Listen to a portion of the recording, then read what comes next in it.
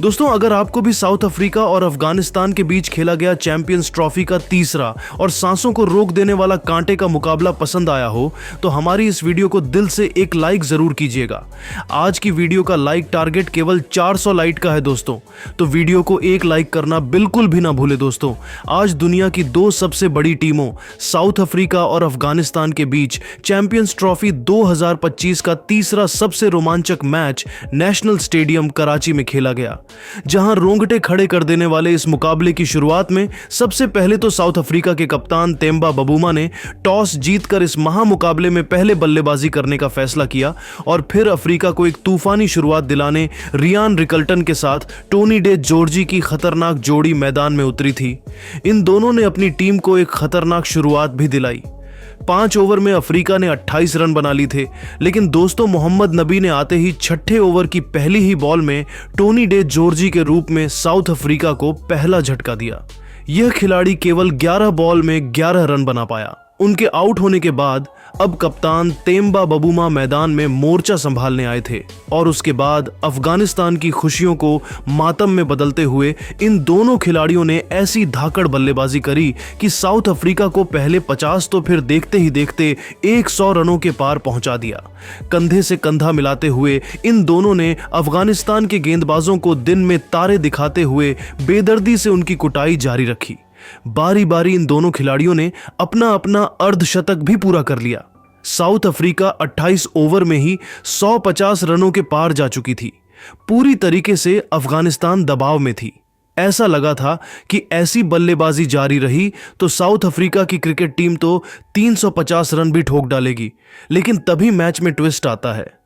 मोहम्मद नबी ने ही इस बार सेट बल्लेबाज तेम्बा बबूमा का शिकार कर अपनी टीम की तगड़ी वापसी करवाई और अफ्रीका को दूसरा झटका दिया, जहां कप्तान बबूमा 76 बॉल में 5 चौकों की बदौलत 58 रनों की बेमिसाल पारी खेलकर वापस लौटे। हालांकि इस विकेट गिरने का अफ्रीका पर कोई असर नहीं हुआ। मैदान में उतरे राशिवान डर डूसे ने इस वनडे मैच को T20 में तब्दील करते हुए चौके छक्कों की बारिश कर दी। इसी बीच सेट बल्लेबाज रिकल्टन ने अफगानिस्तान के गेंदबाजों की धज्जियां उड़ाते हुए तूफानी शतक ठोक डाला। साउथ अफ्रीका की टीम को 35 ओवर में 200 के पार ले जाकर खड़ा किया, लेकिन दोस्तों तभी इन दोनों बल्लेबाजों के बीच गलत फहमी के चलते रियान रिकल्टन रन आउट हो जाते हैं। लेकिन इस खिलाड़ी ने अपना काम कर दिया था। उन्होंने 106 गेंद पर 7 चौके एक तूफानी छक्के से सजी 103 रनों की अद्भुत बेमिसाल पारी खेल डाली थी, जिसकी वजह से साउथ अफ्रीका बहुत ज्यादा मजबूत स्थिति में नजर आ रही थी। उनके आउट होने के बाद मैदान में कप्तान एडन मार्करम आते हैं और राशिबन डर डूसे के साथ मिलकर अफगानिस्तान के गेंदबाजों के पर खच्चे उड़ाकर रख देते हैं। इन दोनों खिलाड़ियों ने चौके छक्कों की झड़ी ही लगा दी थी। अफगानिस्तान के लिए इस मैच में पकड़ बनाना काफी मुश्किल हो चला था। देखते ही देखते राशि ने सिर्फ 45 बॉल में अपनी तूफानी 50 पूरी कर ली। अफ्रीका की पारी बुलेट ट्रेन की रफ्तार से आगे बढ़ रही थी। हालांकि तभी नूर अहमद ने इस बल्लेबाज का शिकार कर साउथ अफ्रीका को चौथा झटका दिया, जहां राशि वंडरडू से 46 गेंदों में 3 चौकों 2 तूफानी छक्कों की बदौलत 52 रन बनाकर पवेलियन लौट गए और इसके बाद तो मानव विकेटों की झड़ी ही लग गई। हालांकि एक तरफ से कप्तान एडन मार्करम अपने बल्ले से आग उगल रहे थे। उन्होंने डेविड मिलर के साथ मिलकर ऐसी तबाही मचाई कि केवल 33 बॉल में 50 रनों की तूफानी अर्धशतकीय पार्टनरशिप को अंजाम दे दिया था, लेकिन दूसरी तरफ उन्हें साथ मिलना मुश्किल हो गया। फजल हक फारूकी ने डेविड मिलर के रूप में आधी अफ्रीका की टीम को समेट दिया था। हालांकि तब तक काफी देर हो चुकी थी। 298 के स्कोर पर अफ्रीका को 5वां झटका लगा, जहां डेविड मिलर 18 बॉल में 14 रन बनाकर पेवेलियन लौटे तो मार्को जेनसन को अजमतुल्लाह ओमारजाई ने खाता भी खोलने का मौका नहीं दिया। मार्को जेनसन के रूप में अफ्रीका को 6वां झटका लगा, लेकिन दोस्तों दूसरी तरफ से कप्तान एडन मार्करम ने केवल 34 बॉल में 6 चौकों एक तूफानी छक्के से सजी अर्धशतकीय पारी खेल डाली थी। यह अफ्रीका के लिए चौथे बल्लेबाज थे जिन्होंने आज 50 मारी थी, यानी अफ्रीका की पारी तो टॉप गियर में चल रही थी, भले ही बारी बारी उनके विकेट गिर रहे थे। अफगानिस्तान की क्रिकेट टीम मैच में पिछड़ती नजर आ रही थी क्योंकि साउथ अफ्रीका की क्रिकेट टीम 300 के पार जा चुकी थी। और दोस्तों, पारी की अंतिम गेंद पर बियॉन मुल्डर ने एक जोरदार छक्का लगाया। 6 बॉल में 1 चौके और एक तूफानी छक्के की बदौलत नाबाद 12 रन बनाए और 50 ओवर में 315 रन साउथ अफ्रीका ने बना डाले थे, जो एक बहुत बड़ा स्कोर माना जा रहा था। दूसरी तरफ एडन मार्कम 36 बॉल में 6 चौके, एक तूफानी छक्के की बदौलत T20 के अंदाज में 145 के स्ट्राइक से 12 रन बनाकर नाबाद थे। इसकी वजह से ही साउथ अफ्रीका इस मैच में इतनी हावी नजर आ रही थी। अब अफगानिस्तान को इस मैच को जीतने के लिए 316 रन चाहिए थे, जो उनके लिए काफी मुश्किल था। फिर भी इस पहाड़ को चढ़ने अफगानिस्तान की तरफ से रहमानुल्लाह गुरबाज के साथ इब्राहिम जादरान की खतरनाक जोड़ी मैदान में आई थी। ये दोनों अपनी टीम को खतरनाक शुरुआत दिलाना चाहते थे, लेकिन दोस्तों, उसके बाद साउथ अफ्रीका के गेंदबाजों ने ऐसा आतंक मचाया है कि अफगानिस्तान के बल्लेबाजों को मैदान में खड़े होने के लिए भी तरस लिया है। जी हां दोस्तों, चौथे ओवर में ही लुंगी एंगिडी ने रहमानुल्लाह गुरबाज को केशव महाराज के हाथों कैच आउट करवाकर अफगानिस्तान को पहला झटका दिया। जहां यह खिलाड़ी 14 बॉल में केवल 10 रन बनाकर पेवेलियन लौट गया, तो उसके बाद तो मानो ताश के पत्तों की तरह अफगानिस्तान की पारी बिखरने लगी थी।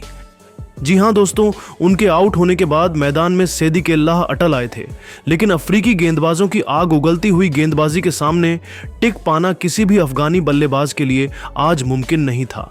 वनडे मैच में वह टेस्ट मैच का नजारा दिखा रहे थे। रन बनाना उनके लिए बच्चों का खेल थोड़ी था। तभी पावर प्ले के अंतिम ओवर में इब्राहिम जादरान को भी कई कैगिसो रबाड़ा ने सीधा क्लीन बोल्ड कर अफगानिस्तान के दोनों ओपनर्स पवेलियन का रास्ता दिखा दिए थे, जहां इब्राहिम जादरान भी 29 बॉल खेलकर 1 चौके 1 छक्के की बदौलत केवल 17 रन बना पाए। उनके आउट होने के बाद मैदान में रहमत शाह आए थे, जिन पर अपनी टीम की बहुत बड़ी जिम्मेदारी थी। उन्होंने साथी बल्लेबाज के साथ मिलकर अपनी टीम को 50 रनों तक पहुंचा दिया था। लेकिन दोस्तों, अफगानिस्तान की 50 होते ही इन दोनों बल्लेबाजों के बीच बहुत बड़ी कंफ्यूजन होती है। इसी चक्कर में मार्को जेनसन की खतरनाक डायरेक्ट थ्रो पर सेदिकेल्लाह अटल अपना विकेट गंवा बैठे। 32 बॉल में 16 रन बनाकर वह पवेलियन लौटे और 50 के स्कोर पर अफगानिस्तान ने अपना तीसरा बल्लेबाज गंवा दिया। तो दोस्तों, उनके आउट होने के बाद मैदान में कप्तान हस्मतुल्लाह शहीदी आए थे, लेकिन दोस्तों, यह बल्लेबाज अपना खाता भी खोल पाता।